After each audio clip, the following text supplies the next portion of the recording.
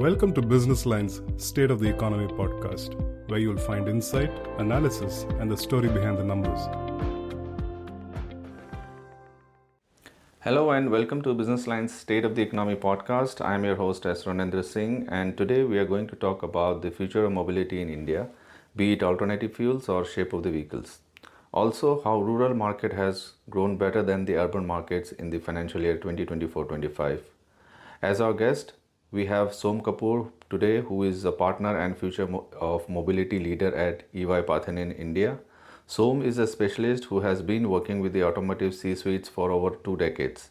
He has traveled widely across the globe and has managed sales and marketing operations. He has also led several engagements on market portfolio strategies for original equipment manufacturers and dealer groups alike. He has been also helping automobile companies to redesign their value propositions for adopting digitalizations to provide engaging interactions and compelling experiences across all touchpoints. So without any delay, let's start the conversations. So welcome to Business Line's podcast, Som. So let's begin with the future of mobility. If you could share some light on what can be the future of mobility in India. Thanks, Ronendra. Thanks for having me, and thanks for starting up with at least a multi-billion-dollar question, not a smaller one than that. But I think, mobility in India or over the world, according to me, will change more in the next 5 years than it's changed in the last 50. So there is tremendous amount of change coming up. It's the kind of products that people have bought in the past. There could be a lot of powertrain changes. Right. It could be electrics, it could be CNG, it could be hybrids, it could be hydrogen for specific uses. So a significant amount of change over there. The second biggest change that I'm anticipating is that, the way people bought cars may change by itself. There's a fair amount of people who may want to buy a car for usage rather than buy a car for just ownership. So the ownership patterns may change. Mm-hmm. The third big change that I'm anticipating is, the way the companies worked, right? A lot of these companies were pure play product companies. They would make a product and they would sell the product. Right. I think where I'm seeing there's a significant amount of changes. A lot of these companies may actually move from being product companies to actually becoming services companies. Mm-hmm. There could be a product to services shift. And I think finally, what is happening in a country like India, car usage and ownership was all, it was actually a big city phenomenon to a great extent. I think that's where we'll see the single biggest change in this country. I think our rural India will be the drivers of this change. In India, there's this famous fact, right? The top 14, 15 cities contribute to, 70% of total sale. But I think that's where the bigger change will be. You'll have a lot of change move from just the typical metros and urban cities to a lot of rural cities. And that's where the volume increase will happen.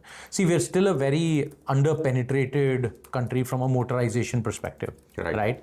So I think that under-penetration is going to change in the future as well. So exciting times ahead. I mean, to my mind, what's going to change is what's going to change in the next 5 is more than what changed in the last 50. Mm-hmm. You talked about alternative fuels, and we have already, in a good position now in terms of electrification journey, where almost 2% of contribution came from the two electric vehicles in the last 1 year. So going forward, what other different sources do you see can be utilized in the automotive sector in terms of alternative fuel? I think interesting. That's why I use alternative fuel and not electrics per se, right? Because I believe multi-fuel is the way to go forward for our country for all the parameters that are there in the country. So I see a play for CNG, I see a play for ethanol blending in fuel, I see a play for hybrids. I see a play for specific use cases for probably hydrogen in the commercial vehicle going forward. So it's not going to be one fuel takes it all. We will continue to remain a multi-fuel country, and we will continue to expand in each one of those. What is most important is TCO in India remains to be the most critical factor. Till the time any fuel manages the TCO well with a 3 to 5 year perspective from an ownership perspective as well, I think that fuel is here to stay. And right now I believe that depending on different usage types, there will be multi-fuels that will continue to stay in India. Mm-hmm.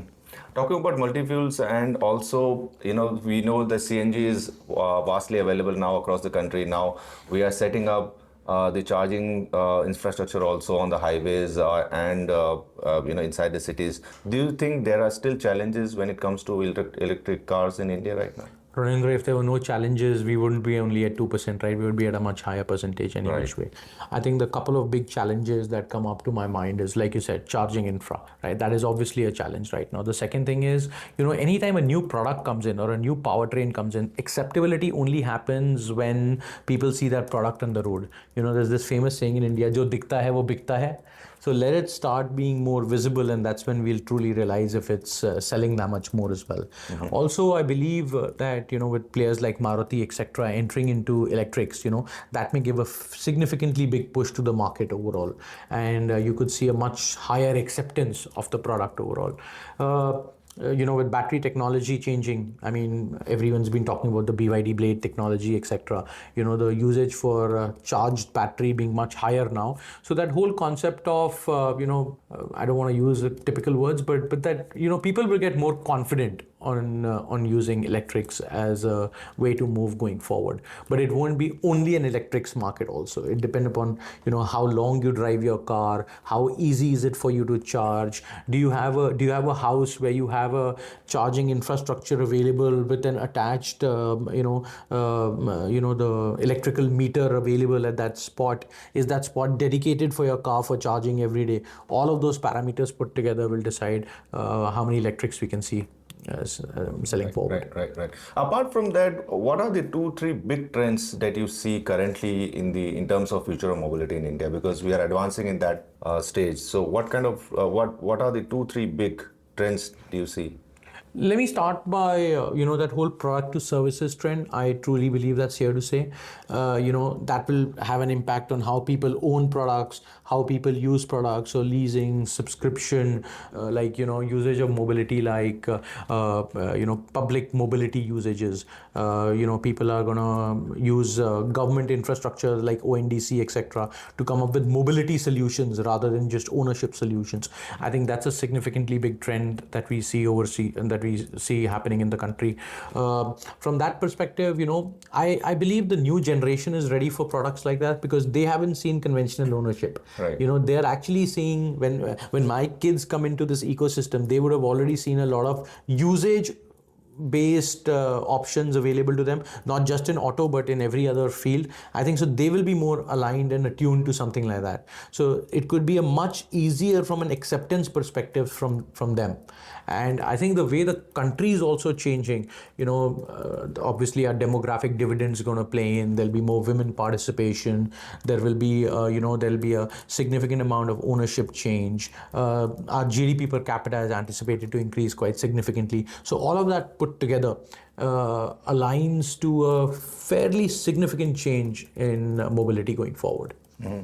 And talking about mobility as a service, it has become as a trend, and also in a lot of crowded cities like Mumbai or Bengaluru, a lot of people prefer to use such kind of services than buying a own car. So do you think that will also impact in these car sales in future then, if it becomes a Actually, more of this thing then? We've done some work around congestion in cities. Right. The only problem is every time we talk about too much congestion in cities, the only 2 or 3 places that come to mind is, say, Bangalore, specific parts of Bangalore, specific parts of Delhi, specific parts of Mumbai. But we got to realize that the market is moving significantly from these specific parts to all over the country. Mm-hmm. Congestion may not be a very big role play in other parts of the country where there is a significant underpenetration of mobility right now. So the way people use mobility may change, but it's not that congestion will lead to a decline in mobility going forward anytime immediately. Mm-hmm. Also, on the rural sales part, the latest data by Federation of Automobile Dealers Association has said like the rural India has grown more than the urban in terms of growth of sales. So do you think that is also changing a lot? And also, what kind of cars are they buying? I mean, there were a lot of months where the hatchback, the mini segment didn't do well, but now maybe they are growing. So what kind of demand are they coming from the rural India especially? Interestingly, if we do the same podcast when we both have a lot more gray hair in the future, I think the question could be very different then. That, what is urban mobility doing differently, and rural's on the rise. Right. We got to realize as a country reaches a certain GDP per capita, ownership of cars increases quite significantly. And with the current increase in GDP per capita that is anticipated between now and 2037, 2027, 2032, once that inflection point hits, there'll be a significantly more number of cars sold in the country. I mean, we're all suits in a room, so we should chase money. And I truly believe if you see the amount of investment that is happening into auto, I mean, just think of India's largest passenger car manufacturer, the amount of investment they've made in terms of increasing their volume in the next 5 years, in the next 10 years. That to me gives me a very good indicative as to which way the market could go. And that is a fairly significant important point to realize that that GDP per capita will actually increase not just in urban India but also in rural India. And once that engine starts chugging, sky's the limit. Right. What about for two-wheelers? Is the same trend going on? Very similar. Very similar.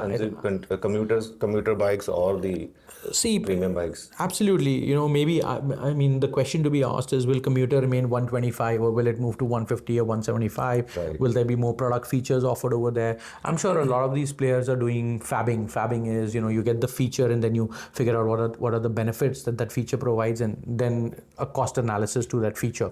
So I'm sure they'll come up with products which are more aligned to New India. There's this one statement I keep making that in India, people are a lot happier to pay for what is on the dashboard rather than what is in the engine. Correct. We're not one of those petrol head countries where everyone's concerned about, how powerful the engine is, what's the cubic capacity, how does that cubic capacity convert into torque, etc. But we are more happy to see, what does the screen look like. So if you see all the new launches, everyone's very concerned about how the screen looks like, the big dash screens that come out. So I think people are really willing to pay for features like that. Right. And that's where I think the change will happen, both in, passenger cars as well as in the two-wheeler industry. So the growth is here to stay. Okay. And what about on the overall commercial vehicles segment, where we see, it's, sometimes it is, very low in sale, declining in sale, and sometimes, it depends on the intervals. I think variability will continue to be there. I don't see this is not going to be one of those charts which only has a one way. It'll continue to go, there'll be crests and troughs around it. But I think the interesting thing that I see over there is our cost of transportation. Actually, when you come to the commercial vehicle segment, the government is also very aligned to it, that they want the cost of transportation to go down. Right. Now, how do they get that to do? Do they want to take it multimodal? Do they want to use rail for long haul?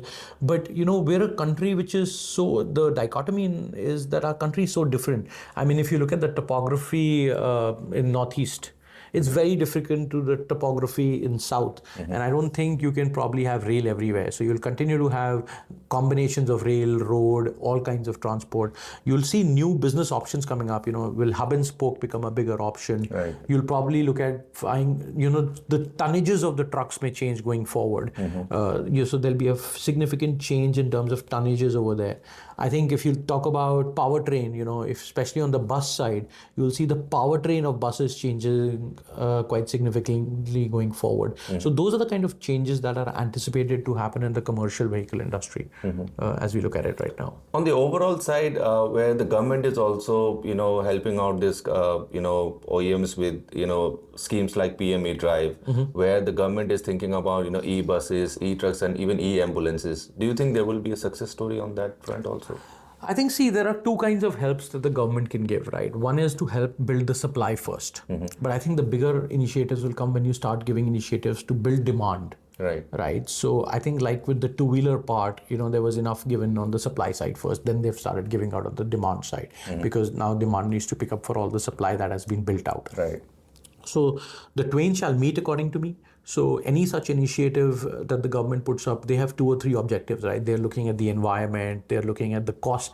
They are also thinking about how much fuel they need to import, right? That's for our exchequer, that's the most important thing. Correct. So the government will actually try and balance out to say that, that's the amount of exchequer money that's going out towards import of fuel versus, how much can we give out in the local economy, and then decide that, okay, let me put a little saving from an exchequer perspective, but give it out to both the industry and to the consumer and see if they can give out incentives for that.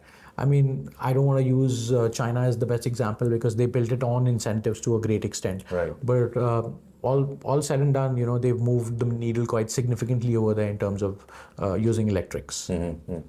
And on the overall exports part, where we have the mantra like "Make in India, Make for the World" under the Prime Minister's leadership.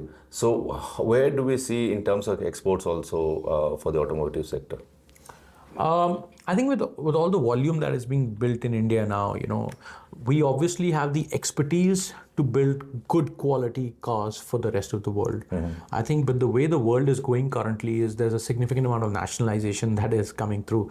I mean, the President of the United States, Mr. Trump's already gone ahead and made a significant amount of media around it and has made a significant amount of tariff increases, etc. So I don't know how will that actually play out in the long term. There's this whole case of India having a separate, we are negotiating our terms of trade with them separately as well. Right. Now, every glass could be half full or half empty. It's half empty right now, but I don't know what will it take for it to get to half full, because if the tariffs that are laid on China, could there be a spill off of benefiting that to India? Right. Could we actually look at becoming a manufacturer for certain big geographies of the world? And I think our time in the sun is here. It's our time in the sun. We just need to make sure that, we align a few ducks together to make sure that the ducks align and we go ahead and build that out. The opportunity is there for us to take. Right. So what kind of, in the maybe this is a hypothetical question, but what kind of opportunities do you see? And also there could be challenges with the US President's reciprocal tariff that plans to be rolled out in next few days. I'm going to break the question into two parts. What are the opportunities available for us? I mean, just think about it. Yeah, we're one of the biggest two-wheeler manufacturers of the world. Is it our time to go ahead and set up factories in different parts of the world? Can we look at Southeast Asia? Can we look at LATAM? Can we look at Europe to that extent? Right? It's our time that we can say that, we'll go and set up businesses over there.